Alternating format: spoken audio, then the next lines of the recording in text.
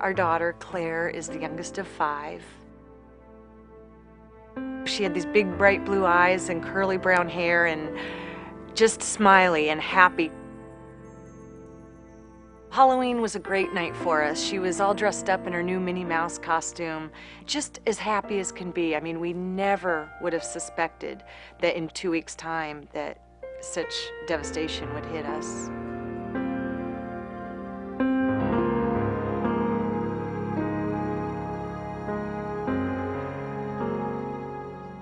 She started vomiting, and sometimes it was once, sometimes it was 3 times a day. Took her to the pediatrician, and he said, yeah, we've been seeing this flu going around, which is what we suspected it was. And then it wasn't until the next week that one of her eyes deviated inward.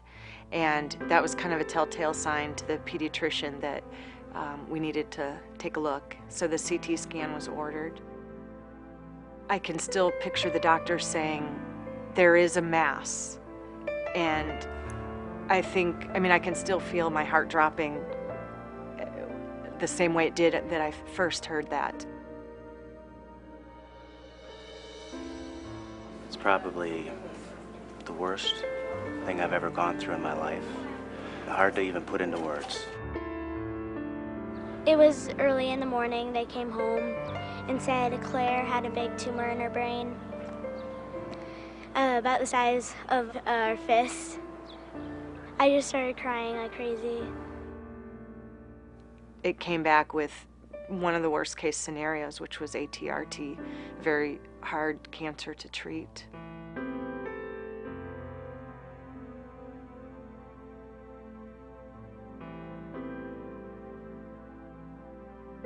Every hope was dashed by talking to the oncologist in California.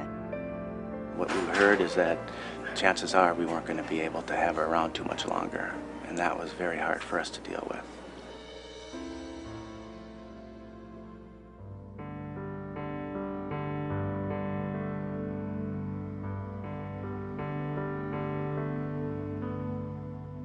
The greatest comment that brain tumor coordinator made was, there is always hope. And that was the first time that we heard that.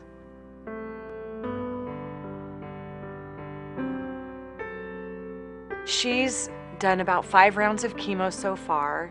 She will get radiation, which was another promising thing because no other children's hospitals that we knew of could propose radiation for a child of her age. So that is a good thing for us.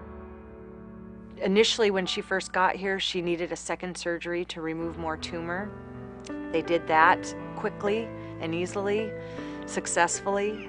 Hi, Claire! What do you want, the fish or french fries? French fries. There you go. All right, well, just watch Things are looking good. Claire's first MRI after 3 rounds of chemo came back with no sign of tumor growth, which is amazing for ATRT patients because it's a really aggressive tumor that grows back quickly. She's really fun to have around. I like to play with her a lot. I want to see her get better. The thing that has surprised both of us is how strong she is and how she goes through these chemotherapies, and she's supposed to be ill. She's not supposed to be up playing around, and she is. My husband laughs because he says she's the happiest of the bunch, the one who has most reason not to be. I think she's picking up on the hopefulness that we all feel now that we're here. I can't imagine if we were trying to treat her in a place that couldn't give us hope.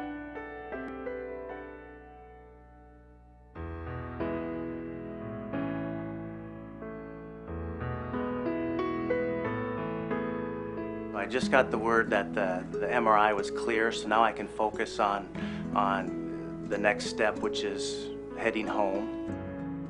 We are headed for our end of treatment little celebration and heading out home.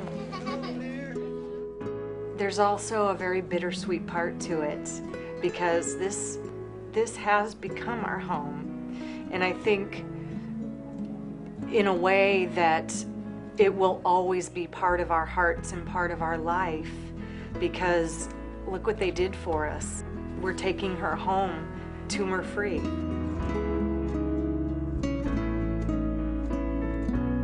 We actually looked into not treating her, thinking that maybe our baby could just have a little quality life.